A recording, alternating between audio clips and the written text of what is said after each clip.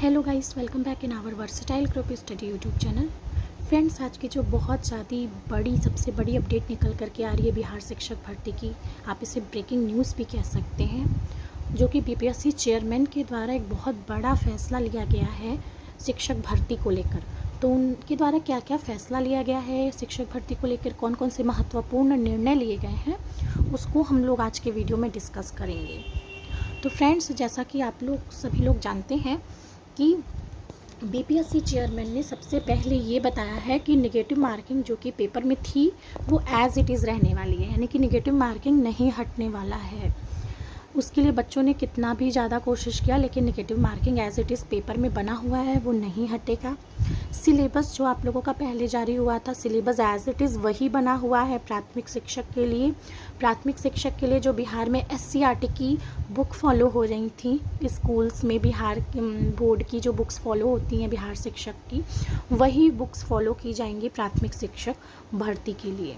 तो फ्रेंड, इसी तरह 9 से 12 के लिए एनसीईआरटी स्टैंडर्ड की जो सिलेबस होता है एनसीईआरटी की, जो कि हर एक कॉम्पिटिटिव एग्ज़ाम में फ़ॉलो होती है बुक्स, वो फॉलो की जाएगी। तो फ्रेंड्स, चलिए हम आप लोगों को उसके कुछ इम्पॉर्टेंट पॉइंट्स लिख कर के आप लोगों को डिस्कस कर देते हैं, ताकि आप लोगों को कोई कन्फ्यूज़न ना बना रहे। इसमें एक एक चीज़ों की बात की जाएगी आज के वीडियो में कि जो जो महत्वपूर्ण फैसला बीपीएससी चेयरमैन ने लिया है। आइए देखते हैं। फ्रेंड्स, सबसे पहला बीपीएससी चेयरमैन के द्वारा जो फैसला लिया गया है वो देखिए।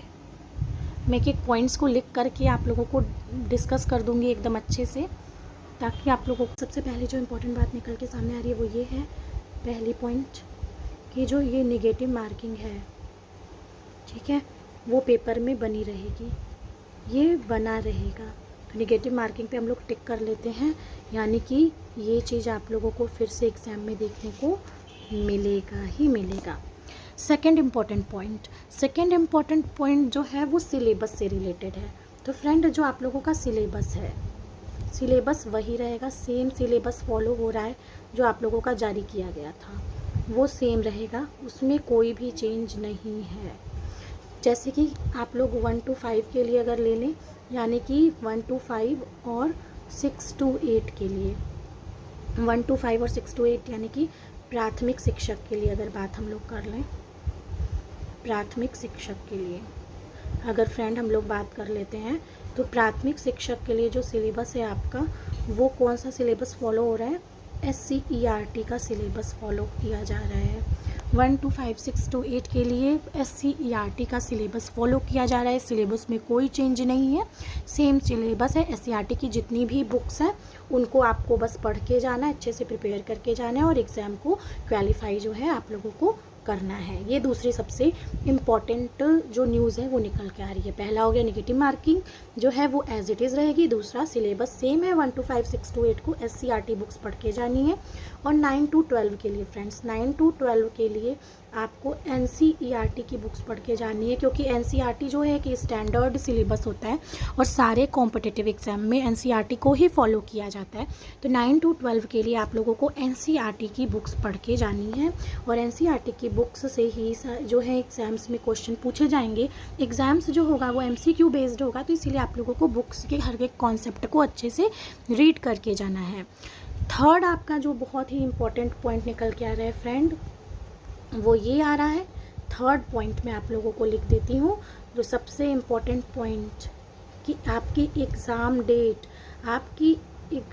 डेट में कोई भी चेंज नहीं है। एग्ज़ाम डेट में नो चेंज है फ्रेंड, कोई भी चेंज नहीं हुआ है।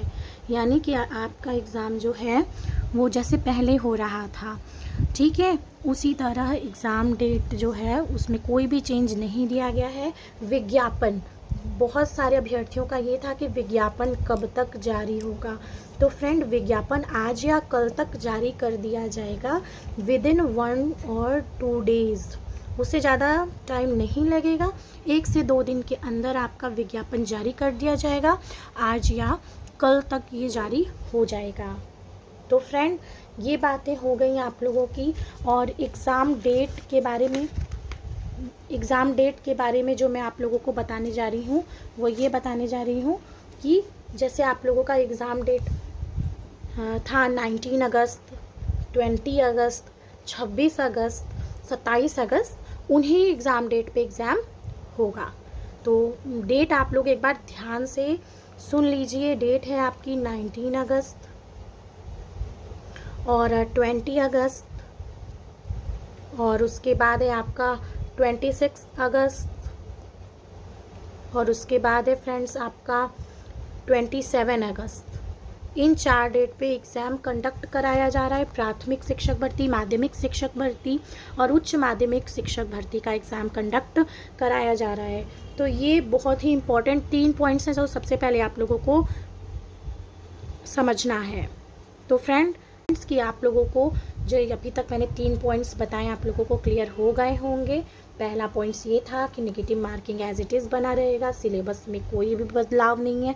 1 to 5, 6 to 8 का सिलेबस SCERT से पूछा जाएगा, 9 to 12 का NCERT से पूछा जाएगा, और जो विज्ञापन जारी होना है वो कल या आज तक, आज भी जारी हो सकता है या कल तक जारी हो जाएगा। ये विदिन 1-2 डेज़ में विज्ञापन आप लोगों को देखने को मिल जाएगा। और आगे भी कुछ और महत्वपूर्ण बदलाव हुए हैं और मैंने एग्ज़ाम की डेट भी आप लोगों को क्लियर कर दी है। एग्ज़ाम की डेट जो है 19, 20, 26 और 27 अगस्त को एग्ज़ाम होगा। तो इसी में एक एक दिन आपका कंप्लीट एग्ज़ाम कंडक्ट करा लिया जाएगा, प्राथमिक शिक्षक भर्ती, माध्यमिक शिक्षक भर्ती और उच्च माध्यमिक शिक्षक भर्ती का। आगे और भी क्या फर्दर चेंज हुए हैं उसको डिस्कस करते हैं फ्रेंड्स। सिलेबस को लेकर क्या चेंज हुआ है उसके बारे में हम लोग चर्चा कर लेंगे कि सिलेबस को लेकर के आपके क्या चेंज देखने को हमें मिला है।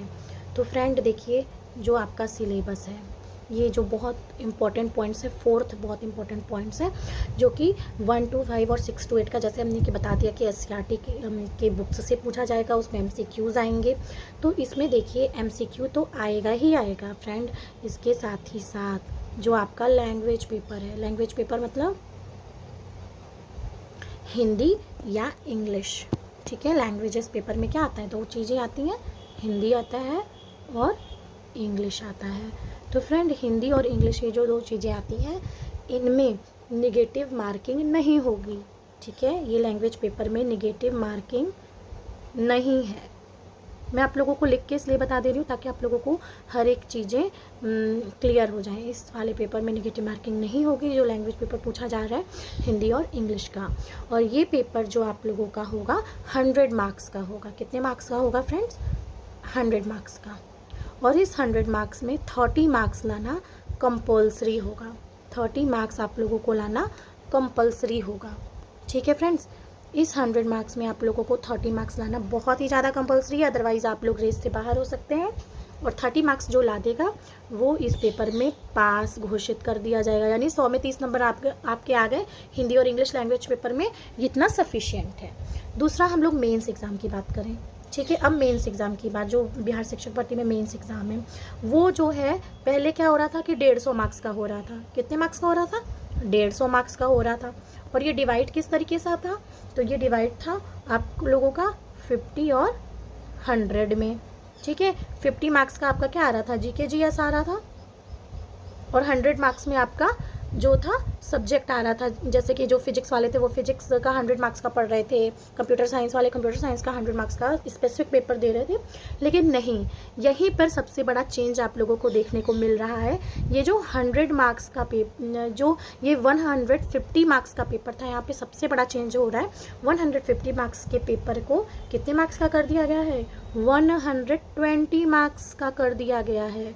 अब आप लोगों को ये 150 मार्क्स का ना करके 120 मार्क्स का कर दिया गया है फ्रेंड। और इसका जो इसमें जो मार्क्स डिस्ट्रीब्यूशन किया गया है वो देखिए कैसे किया गया है। तो इसका जो मार्क्स डिस्ट्रीब्यूशन है वो 40 और 80 में कर दिया गया है। 40 मार्क्स का अब आपका GK GS है और 80 मार्क्स का जो आपका है वो मेन सब्जेक्ट है, मेन सब्जेक्ट है। 40 मार्क्स का GK GS हो गया, 80 मार्क्स का मेन सब्जेक्ट हो गया। और सबसे बड़ी बात फ्रेंड, जिसके लिए सारे स्टूडेंट ने भी कहा था कि नेगेटिव मार्किंग न रखी जाए, लेकिन इस वाले 120 वाले सेक्शन में नेगेटिव मार्किंग पहले की तरह ही बरकरार है। इसमें नेगेटिव मार्किंग रहेगी। तो फ्रेंड इसको आप लोगों को बहुत ही सावधानी से ये वाला सेक्शन अटेम्प्ट करना है ताकि आप लोगों का एग्ज़ाम क्लियर हो जाए, क्योंकि इसमें निगेटिव मार्किंग बरकरार है। बस थोड़ा सा चेंज हुआ है, जो आप लोगों का 150 मार्क्स का पेपर होता था, 50 और 100 के सेक्शन में होता था, वो 40-80 के सेक्शन में देखने को मिलेगा, 120 मार्क्स का मिलेगा। ठीक है, 40 मार्क्स का जीके जीएस, 80 मार्क्स का मेन सब्जेक्ट आप लोग का देखने को मिल रहा है। निगेटिव मार्किंग पहले की तरह ही बरकरार है। ठीक है फ्रेंड्स, तो ये बहुत इंपॉर्टेंट पॉइंट्स है, इसको भी आप लोगों को समझना है। और जो लैंग्वेज है हिंदी इंग्लिश वाली, वो फिर से वही है, उसमें आपको बस 100 में से 30 नंबर लाने हैं, कुछ ज़्यादा नंबर नहीं लाने हैं, बस 100 में से 30 नंबर आप लोग ला देंगे तो आप लोग वो सेक्शन जो है क्वालिफाई कर जाएंगे। तो हिंदी इंग्लिश की आप लोगों को ज़्यादा टेंशन लेनी नहीं है। आप लोगों को जो मेंस एग्ज़ाम है उसके बारे पे ज़्यादा फोकस करना है कि वो एग्ज़ाम जो है वो आप कैसे क्वालिफाई करें, क्योंकि जो लैंग्वेज सेक्शन है वो तो क्वालिफाइंग इन नेचर है। और नेक्स्ट जो सबसे बड़ा बदलाव है फ्रेंड, उससे बड़ा बदलाव देखने को मिल रहा है, उसको लास्ट पॉइंट पे मैं क्लियर कर देती हूँ फिर से। आप लोगों को लिख करके इसलिए क्लियर कर दिया जा रहा है ताकि आप लोगों को कभी भी कोई कन्फ्यूज़न न बना रहे। और आगे बढ़ने से पहले फ्रेंड्स, ऐसी अच्छी अपडेट्स जानने के लिए, लेटेस्ट अपडेट जानने के लिए आप लोग हमारे चैनल वर्सेटाइल ग्रुप स्टडी को सब्सक्राइब कर लीजिए and press the bell icon, ताकि आप लोग को लेटेस्ट अपडेट जो है वो मिलता रहे। और हमारे टेलीग्राम चैनल से भी जुड़ सकते हैं, हमारे टेलीग्राम ग्रुप से भी जुड़ सकते हैं। और आज की जो सबसे लास्ट बहुत ही आप कह सकते हैं इम्पॉर्टेंट अपडेट है वो ये है कि जो भी बच्चे बीएड अपीयरिंग हैं, इस साल बीएड अपीयरिंग हैं और इसके अलावा सीटेट अपीयरिंग है, सीटेट अपीयरिंग है, वो भी इस फॉर्म को भर सकते हैं, वो भी फॉर्म फिल कर सकते हैं फ्रेंड। ठीक है, ये सबसे बड़ी इम्पोर्टेंट अपडेट निकल के सामने आ रही है कि बीएड अपीयरिंग और जो सीटेट अपीयरिंग है वो भी फॉर्म फिल कर सकते हैं। लेकिन एक शर्त इनकी और है कि 31 अगस्त 2023 तक आपके पास सारे डॉक्यूमेंट्स होने चाहिए। इस डेट तक, ये डेट आप लोग ध्यान रखिएगा फ्रेंड, 31 अगस्त 2023 तक आपके पास सारे डॉक्यूमेंट्स रेडी होने चाहिए। जो भी आपके डॉक्यूमेंट्स हैं, बीएड के हों या सीटेट के हों, ये डॉक्यूमेंट्स जो है आपका रेडी होना चाहिए, तभी आप लोग ये फॉर्म फिल करिएगा। अदरवाइज़ अगर आप लोग के पास 31 अगस्त 2023 तक डॉक्यूमेंट्स रेडी नहीं हुआ तो आप लोगों का कोई फ़ायदा नहीं है इस फॉर्म को भरने का। और इसके साथ ही साथ फ्रेंड, यही इनकी एलिजिबिलिटी डेट है 31 अगस्त 2023। इसको आप लोग सभी लोग ध्यान से देख लीजिए। और जो फॉर्म फिलिंग है वो आप लोगों का इस 1-2 दिन में विज्ञापन आप लोग को मिल सकता है, या तो आज ही मिल जाएगा या तो कल ही देखने को मिल जाएगा। और इसके साथ ही साथ फ्रेंड, जब फॉर्म फिल जो है वो 2 वीक के बाद फॉर्म फिल होना स्टार्ट हो जाएगा। और आई थिंक सो कि 15 जून 2023 से आपका फॉर्म भरना शुरू हो जाएगा। 15 जून 2023 से जो है वो फॉर्म फिल होना शुरू हो जाएंगे और 1 मंथ पूरा आपका फॉर्म फिल होगा। तो इस तरीके से आप लोग 1 मंथ तक आराम से अप्लाई कर सकते हैं। तो फ्रेंड्स, यही बहुत ही ज़्यादा जो आप लोगों का अभी जो प्रेस कॉन्फ्रेंस हुआ था चेयरमैन का, कल का जो प्रेस कॉन्फ्रेंस हुआ है, उससे जो भी महत्वपूर्ण निर्णय लिए गए हैं या महत्वपूर्ण बदलाव आप लोग कह सकते हैं, वो मैंने इस वीडियो में आप सभी दोस्तों को बता दिया है। तो फ्रेंड्स, आपको आज की वीडियो कैसी लगी हमें कमेंट सेक्शन में ज़रूर बताइए। हमारे चैनल को सब्सक्राइब करिए, बेल आइकन को प्रेस करिए for the latest update. Thanks for watching friends for this video.